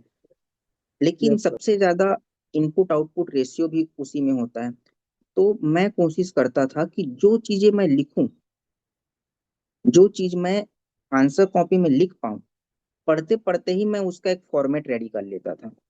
जैसे कि फॉर एग्जाम्पल, अगर देवनागरी लिपि के बारे में सवाल है, तो उसकी वैज्ञानिकता के बारे में तो हमारे नोट्स में भी अ, लिखा हुआ है कि पॉइंट्स में ही लिखा हुआ है, तो उसमें बहुत ज्यादा प्रॉब्लम नहीं आएगी। ठीक है। तो उसमें आप कोशिश कीजिए, पहला पॉइंट ही उसमें नोट्स में लिखा हुआ है कि वैज्ञानिकता। दूसरा दूसरा पॉइंट लिखा हुआ है मात्रा व्यवस्था, उसमें एक्सप्लेन किया हुआ है, बुलेट्स में तो नहीं। तो उसमें आप पढ़ेंगे तो आपका क्रक्स यही निकल कर आएगा कि पहला पॉइंट ये बोलना चाह रहा है कि वैज्ञानिकता या वैज्ञानिक व्यवस्था।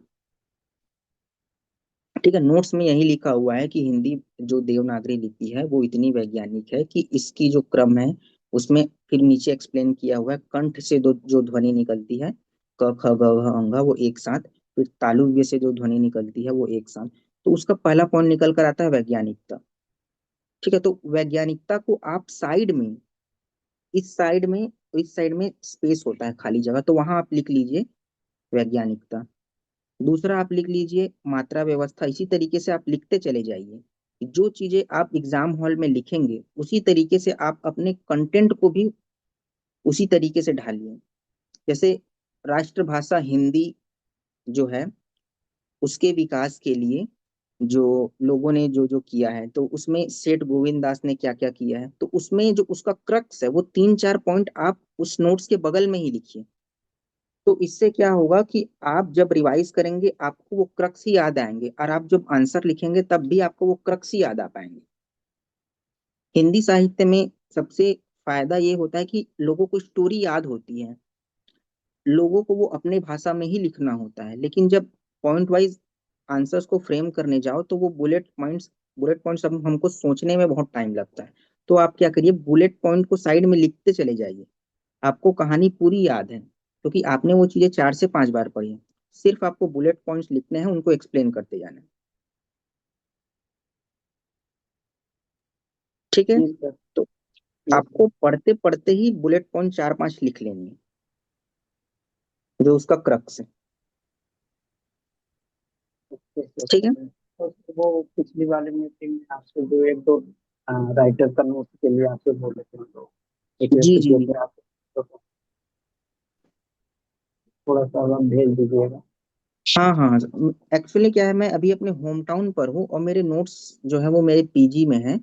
तो इस वजह से थोड़ी प्रॉब्लम आ रही है, मेरे पास उसकी सॉफ्ट कॉपी नहीं है, नहीं तो मैं उसी दिन ही भेज चुका होता। ठीक है तो सर, आप जब भी आइएगा वापस यहाँ पर हाँ फिर जी जी, टाइम दे। बिल्कुल बिल्कुल, मैं कोशिश करूंगा कि मैं वो नोट्स आपको शेयर करूं ताकि आपको थोड़ा सा रेफरेंस मिले। इसके जी अलावा जी। आपको पेपर 1 पेपर 2 में जो भी प्रॉब्लम होगी आप एक बार उसे साझा कर सकते हैं, क्योंकि अब अमूमन ज्यादा टाइम नहीं है और आपको अब तो ज्यादा दिन आप लिटरेचर को पढ़ भी नहीं सकते, क्योंकि जीएस पढ़ने का समय एकदम आ ही गया है, रिवीजन करने का यस लास्ट सर, बार। Yes sir. हेलो सर, मेरा क्वेश्चन ये है कि जैसे आपने जो थीम बेस्ड चीजें बताई ना, कि जी पीवाईक्यू को आपने थीम बेस्ड डिवाइड कर रखा था, तो जी जी। लाइक आपने कोई स्पेसिफिकली कोई बुक से ऐसे किया था या फिर आपने खुद से किया था? मैं ये जानना चाहती हूँ, मतलब टॉपिक वाइज आपने सेग्रेटेड कर रखा था पीवाईक्यू को, कि पेपर से आपने फिर वैसे किया? जी जी। एक्चुअल में मेरे पास है एक पीवाईक्यू का बुक जो आती है, जो मैंने मुखर्जी नगर में ही ली थी। और उसके अलावा मुझे एक टेलीग्राम से एक बहुत अच्छा कंपाइलेशन मिला था, मैं वो सर को भेजूंगा, सर वो ग्रुप में डाल देंगे। तो उसमें इतना अच्छा अच्छे तरीके से समझाया गया है कि जो सिलेबस के पॉइंट है उसमें इस टॉपिक से इस साल में कितने सवाल आए हैं और टोटल 10 सालों में कितने सवाल आए हैं। तो आप केवल अगर एक नजर में ही देखेंगे तो आपको समझ आ जाएगा कि पहले अपभ्रंश अवहट्ट में पूरे 10 सालों में 18 सवाल करीब आए हैं, जो हिंदी की बोलियां और उनसे संबंध है उसमें करीब करीब 29 सवाल आए हैं। तो मैं चाहूंगा कि मैं वो नोट्स में भेजता हूँ, ग्रुप में शेयर करवाता हूँ सर को, तो उससे आपको आधे घंटे में ही सारी चीजें क्लियर हो जाएंगी कि कौन कौन से जो मेन थीम है जहाँ से सवाल ज्यादा बन रहे हैं। और उसमें पूरा एक्सप्लेन भी किया हुआ है कि कौन कौन से जो टॉपिक हैं वो बार बार रिपीट हो रहे हैं। व्याख्या पोर्शन में पिछले 10 सालों में कौन कौन सी व्याख्या आई है, तो वो सारी चीजें उसमें एक्सप्लेन की हुई है। मैं वो आपको शेयर करूंगा, ठीक है। सर, जैसे आपने जो बुक का बताया है, तो वो आपने किस इंस्टीट्यूट की बुक को प्रेफर करा था? वो मेरे ख्याल से किसी इंस्टीट्यूट की नहीं है, वो उसमें केवल क्वेश्चन पेपर ही दिए हैं, उसमें आंसर्स नहीं दिए हुए हैं। जी तो मुझे भी देखना पड़ेगा वो कौन से इंस्टीट्यूट का है। सर, उसमें एक प्लीज 25 से 30 साल लाइक। की वो है। मैं एक मेरे पास कंपाइलेशन भी है 1995 से लेकर के हम्म। 2025 तक की, जिसमें ओनली क्वेश्चन पेपर ही है, तो उसको भी मैं ना ग्रुप पे शेयर करवा दूंगा। सर, वो भी टॉपिक वाइज है क्या? लाइक वो जो तो टॉपिक फिर वाइज वो जो पेपर मैं, वाइज, पेपर वाइज। हाँ वो पेपर वाइज है, जो यूपीएससी में क्वेश्चन पेपर मिलते हैं ना, वो उस हिसाब से हम्म। है। और जो सिलेबस के अकॉर्डिंग एक टेलीग्राम पे मुझे मिला था वो काफी अच्छे हैं।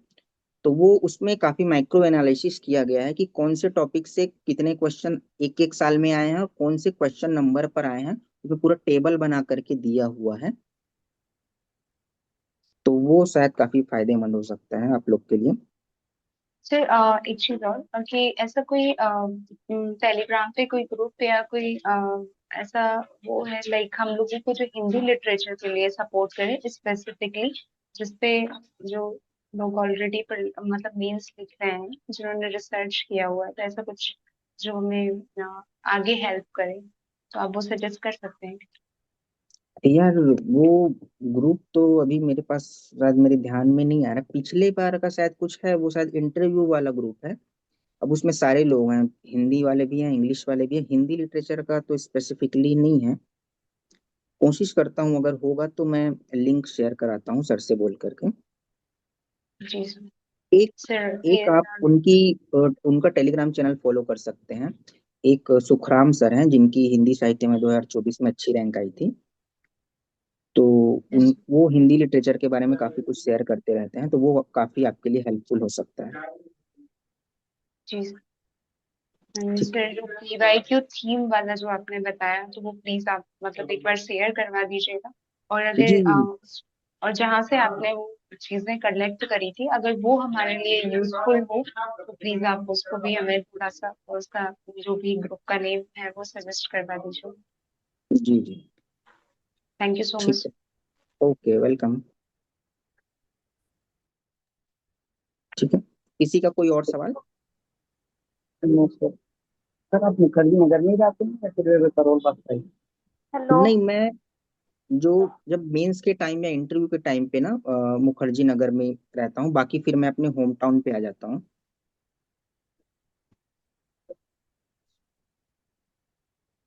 एक मेरी एडवाइस रहेगी, अभी अगर आप लोगों का मेंस एग्जामिनेशन होगा तो सिंपल सा मेरा अप्रोच यही रहेगा कि बहुत ज्यादा डरना नहीं है। हिंदी साहित्य जो है वो आपको लग रहा होगा अभी आपको कि यार इसको लेकर के हमने बहुत बड़ी गलती कर दी, लेकिन जब आपका एग्जाम होगा तब आपको लगेगा कि यार ये बाकी ऑप्शन से काफी अच्छा है। तो जो 5 दिन का आपका जो गैप होगा मेंस के बाद जो ऑप्शनल के लिए, तो उस पे आप कोशिश कीजिएगा कि जो भाषा खंड है उसके लिए आप ज्यादा टाइम दीजिए, क्योंकि ये काफी फैक्चुअल है। और हो सके तो आपको ये लास्ट के 2 दिन में भाषा खंड को ही रिवाइज कीजिए। तो उससे ये होगा कि आपको चीजें ज्यादा से ज्यादा याद रहेंगी, तो आप ज्यादा से ज्यादा उसको अपनी कॉपी में उतार पाएंगे। और हो सके तो आप कोशिश कीजिए कि वैसे तो आपको 250 नंबर के पेपर होते हैं, उसमें आपको फर्स्ट नंबर और फोर्थ नंबर कंपलसरी होता है। फिर बाकी जो है उसमें से 3 पेयर आपको करने हैं। अगर आपको भाषा खंड के 2 पेयर आप कर लेते हैं तो वो ज्यादा अच्छा है, क्योंकि भाषा खंड में मार्किंग ज्यादा अच्छी होती है। अगर आपको जरूरी नहीं है कि आपको भाषा खंड के ही करने हैं, सबसे पहले तो आपको देखना है कि कौन से पेयर को आप अच्छे तरीके से कर सकते हैं। अगर आप हिंदी साहित्य के पेयर को अच्छे तरीके से कर सकते हैं, 2 पेयर को, तो आप हिंदी साहित्य जा सकते हैं। लेकिन आपको लगे कि आप 2 पेयर भाषा खंड के भी अच्छे कर सकते हैं, 2 पेयर आप हिंदी साहित्य के भी अच्छे कर सकते हैं, तब भी आप भाषा खंड के 2 पेयर कीजिएगा, हिंदी साहित्य के 1 पेयर कर लीजिएगा। क्योंकि भाषा खंड में पॉइंट वाइज लिखने का स्कोप अच्छा रहता है, डायरेक्ट लिखने का स्कोप अच्छा रहता है, तो इस पर ज्यादा नंबर कटते नहीं। ठीक है, तो भाषा खंड को आप ज्यादा से ज्यादा लिखने की कोशिश कीजिए, इसको अच्छे से रिवाइज कीजिए। और आप एग्जाम हॉल में देखेंगे कि काफी कुछ 10 साल के पीवाईक्यू से रिपीट हो रहा है, तो पीवाईक्यू को अच्छे से करते हुए जाइए। ठीक है। सिर्फ एक क्वेश्चन और मेरा था कि जैसे आप कभी पेपर सॉल्व करते हैं और आपके साथ कभी ऐसा हुआ है कि जो गद्य या पद्य की जो व्याख्या है वो आपको नहीं आ रही समझ कि ये किस पोर्शन से है और आप एक्सप्लेन भी नहीं कर पाए, तो उस पोर्शन में आपने कैसे उस प्रॉब्लम को मतलब सॉल्व किया है, कैसे किया है, वो थोड़ा एक्सप्लेन कर दे। जी जी, ये बहुत अच्छा सवाल पूछा है, और ये प्रॉब्लम एक्चुअल में मुझे होती है। और फिर एक तो चीज और कि हमारे साथ ये होता है ना कि ये पोर्शन बहुत बड़ा है, जैसे हम्म कबीर के 100 दोहे मतलब और भी पोर्शन है जो गद्य पद्य में दोनों में, तो ये कहीं से भी आ जाता है। तो मतलब अगर फ्यूचर में कभी हमारे सामने ये सिचुएशन आ रही है तो हमें उस चीज को कैसे सॉल्व करना चाहिए जब हमें नहीं आ रहा है एग्जाम में बिल्कुल भी। तो हम्म। मतलब चीज को कैसे ठीक है, करें। ठीक है। और जी। आपने इस पोर्शन को जैसे कुछ ऐसा अगर शॉर्ट में कुछ कर रखा हो तो वो भी थोड़ा सा बता दीजिए। तो सबसे पहला आपने जो पूछा कि व्याख्या को पहचाने कैसे, है ना? जी तो जी सर। ये एक्चुअल में बहुत टफ काम होता है, और मेरी 2 व्याख्याएं ऑलरेडी जो 2025 के एग्जाम में गलत हुई थी, स्पेशली जो गद्य वाली व्याख्या है वो गलत हुई थी। एक तो आउट आउट ऑफ सिलेबस ही आया था, तो शायद यूपीएससी ने उसके बोनस बोनस मार्क्स दिए हैं सबको, या ना भी दिए हो तो भी कुछ पता नहीं है, लेकिन वो सबके गलत हुए थे। उसके अलावा एक दो और व्याख्या थी जो लग रही थी कि मतलब प्रेडिक्ट नहीं किया जा सकता था। तो ऐसे सिचुएशन पे हमारा यही अप्रोच होना चाहिए कि पिछले 5 साल के पेपर में कौन कौन से टॉपिक के कौन कौन से टॉपिक की व्याख्याएं आती हैं। अगर गद्य की मैं बात करूं तो गोदान की एक व्याख्या आती है, ये काफी फिक्स अप्रोच रहता है। स्कंदगुप्त, इसकी एक व्याख्या आती है। तीसरा जो व्याख्या आती है वो आचार्य शुक्ल जी के निबंध से आती है, चिंतामणि, जिसमें कविता क्या है और श्रद्धा भक्ति से आती है। इसके अलावा जो बाकी सारे निबंध हैं वो फिर आते हैं अल्टरनेट ईयर में, लेकिन ये सारे निबंध जो है अगर 5 साल में ये 3 से 4 बार आए हुए होते हैं। ऑलमोस्ट हर साल आते हैं, एक आध साल मिस होता है। तो अगर आपको, आप देखेंगे कि यार आपने बाकी की व्याख्या पहचान ली, जैसे कि आपने 4 व्याख्या पहचान ली, उसमें कोई भी गोदान का नहीं है, तो अब 5वीं व्याख्या किसकी हो सकती है, तो आप तुलना कीजिए कि अगर गोदान का नहीं है तो ये गोदान का हो सकता है। ऐसे करके आप वहां पे एक रिस्क ले सकते हैं। दूसरा रिस्क, आप दूसरा पहचानने का तरीका ये होता है कि आपको काटते जाना है। आपको पहले तो गोदान से जाना है, गोदान की ये हो सकती है क्या, आपको ये नहीं जाना है पहले कि ये किसकी व्याख्या है, आपको ये करते जाना है कि ये किसकी व्याख्या नहीं है।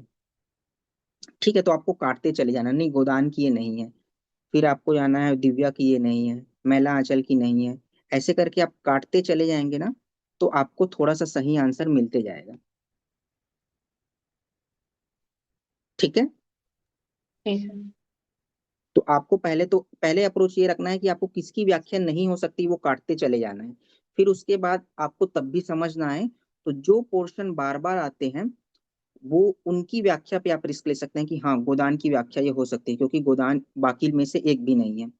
फिर अगर आपको वो भी समझना है, तो आप बिना वो लिखे कि किसकी रचना है, वो लिखे हुए संदर्भ को आप स्किप कर सकते हैं। आप केवल प्रसंग लिखें, आप व्याख्या लिखें, और आप भाव पक्ष कला पक्ष लिख सकते हैं। कि अगर आप बिल्कुल भी श्योर नहीं है तो बिना कुछ लिखे हुए आप व्याख्या कर देंगे, तो इससे आपको कुछ मार्क्स मिल जाएंगे और आपके मार्क्स थोड़े कम कटेंगे। फॉर एग्जाम्पल अगर आप गलत लिखते हैं उसकी तुलना में आपको थोड़े ठीक ठाक मार्क्स मिल जाएंगे। ठीक है। जी सर। सर पेपर 2 में जनरली अगर कभी ये व्याख्या गलत होती है तो मतलब ज्यादातर जो लोगों के मार्क्स कम आते हैं वो इसी रीजन से आते हैं, मतलब जी। लाइक ये वाला व्याख्या वाला पार्ट बहुत सारे लोगों को नहीं चीजें पता होती हैं, और वो अगर हाँ। कुछ भी लिख के आते हैं या नहीं भी लिख के आते हैं तो उनको मार्क्स नहीं दिए जाते हैं। देखो, इस चीज के बारे में आप चिंता बिल्कुल भी मत कीजिए, क्योंकि मेरी 2 व्याख्याएं गलत हुई थी तो मेरे जी सर। 8 सही थे। ठीक है। कुछ दोस्तों के मेरी 10 के 10 व्याख्याएं सही थी, लेकिन उनके मार्क्स आए हैं 125 के करीब, 10 व्याख्या सही होने के बावजूद भी। और मेरे मार्क्स थे 134 इस साल। तो मुझे ये रियलाइज हुआ कि केवल व्याख्या पहचानना ही क्राइटेरिया नहीं होता मार्क्स देने का। उसमें सभी पे मार्क्स होते हैं, संदर्भ पे 2 नंबर, प्रसंग पे 2 नंबर, व्याख्या पे 4 नंबर, भाव विशेष पे 2 नंबर। तो इस तरीके से सभी सेक्शन पे नंबर बटे हुए होते हैं। तो आप चिंता मत कीजिए, अगर आपकी व्याख्या गलत भी हो जाती है तो आप अगर उनके क्या बोलते हैं, अगर आप विशेष ठीक ठाक लिख रहे हैं तो आपको उसमें कुछ मार्क्स मिलेंगे ही। ठीक जी है। सर। जी सर। हाँ, फिर जैसे आपने ये गद्य वाला पोर्शन है, तो इसके लिए आपने स्पेसिफिकली नॉवेल्स ही पढ़ी थी, या लाइक यूट्यूब पे अगर कुछ प्रोग्राम्स है लाइक गोदान का, तो उसमें क्या है कि अगर आप गोदान की वो मूवी देखते हो तो उसमें आपको रिकॉल कर सकते हो आप ज्यादातर लोगों के जी। जो डायलॉग्स हैं उनको। तो जी। आपने स्पेसिफिकली नॉवेल्स पढ़ा था या फिर ऐसे कुछ जो यूट्यूब पे मतलब प्रोवाइडेड हैं ऑलरेडी, आपने वो सब भी देखे हुए थे जिससे ज्यादातर जी। आप रिकॉल कर सकते हैं, तो मतलब ऐसा कुछ भी था? देखो, अभी अगर आप मेंस दे रहे हो तो अभी आपको नॉवेल्स बिल्कुल भी नहीं पढ़ना है, क्योंकि अभी टाइम तो बिल्कुल भी नहीं है। अगर आपका मेंस, अगर आप इस साल मेंस नहीं दे रहे हैं तो मेरी सलाह आपको यही रहेगी कि आप नॉवेल्स पढ़ें। नॉवेल्स पढ़ने से आपको ज्यादातर जो साहित्य के सब्जेक्ट्स में रुचि ही आएंगी। और आप चाहे तो इसके अलावा, आप जैसे दूरदर्शन में गोदान है तो मैंने वो भी देखी थी, मैंने नॉवेल्स भी पढ़े थे, तो आप दोनों कर सकते हैं। लेकिन आप टाइम बचाने के लिए नॉवेल को स्किप मत करिए, आप नॉवेल को पढ़िए। आप जी उसके बावजूद भी दूरदर्शन देख सकते हैं, दोनों करिए, आप कोई इशू नहीं है। अगर आप दूर, नॉवेल पढ़ना मस्ट है अगर आपके पास टाइम है तो। क्योंकि जी आपको जब व्याख्या पहचानने की बारी आएगी ना, तो जब आप नॉवेल्स पढ़े रहेंगे तो वो उस टाइम पे काफी हेल्पफुल होता है। आप जी थोड़ा सा व्याख्या की भाषा पढ़ करके आप थोड़ा सा नब्ज पकड़ लेते हैं कि हाँ, आपका जो सबकॉन्शियस माइंड है वो आपको कहने लगेगा कि हाँ, ये गोदान का है या ये मैला आंचल का है। ठीक है, तो नॉवेल को स्किप मत कीजिए। जी sir, thank you. Okay, welcome. Sir जैसे ठीक कोई है। क्वेश्चन है उसके जी बारे में हम लोग को कम जान रहे हैं उसके बारे में और वो ज्यादा नंबर में आ गया तो उस समय क्वेश्चन को कैसे सॉल्व करिए थोड़ा बताइए। जी। ये अमूमन पेपर फर्स्ट में आपके साथ होगा कि कुछ रैंडम सवाल आएंगे जो आपके नोट्स में ना हो। ठीक है, तो उसके बारे में आपको जनरल पॉइंट ही लिखने हैं, जो मैंने पहले भी बताया था, इस लेक्चर के पहले में डिस्कस किए थे हम लोग। जैसे 2024 में विद्यापति की गंगा भक्ति के बारे में आया था। 2025 में भी एक सवाल आया था कि विजय देव नारायण शाही जी ने जायसी के बारे में क्या मूल्यांकन किया है। ठीक है, तो अपन को ये नहीं मालूम है कि विजय देवनारायण शाही जी ने जायसी के बारे में क्या कहा है, लेकिन अपन को ये पता है कि जायसी के बारे में एक सामान्य अप्रोच क्या है, कि उन्होंने प्रेम तत्व को बताया, सूफीवाद को बताया, उन्होंने जो लोक कथा को कही। तो आपको जायसी के बारे में जो जो भी चीज मालूम है उसको विजय देवनारायण शाही जी ने कहा है, ये कहकर आपको उस आंसर्स को जनरल पॉइंट में लिखना है। आप बीच बीच में तुलना कर सकते हैं, आप बीच बीच में प्रासंगिकता लिख सकते हैं। तो इस तरीके से आप उसको जनरल वे में लिखेंगे तो आपके जो पेजेस दिए होते हैं वो आराम से फिल हो जाएंगे। और अमूमन आप यूपीएससी की तैयारी में एस्से लिखना होता है तो आप इतने एस्से लिख चुके होते हैं कि आप किस कोई भी पेज दे, आप उनके बारे में जनरल पॉइंट लिख सकते हैं।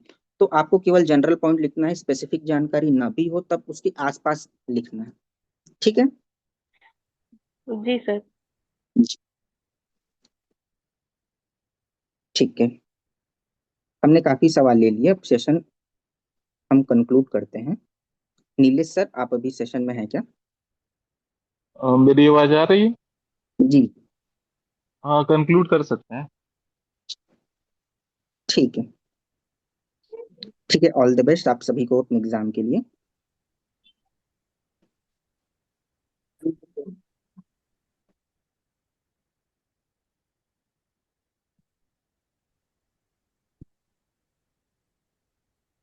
Thank you sir.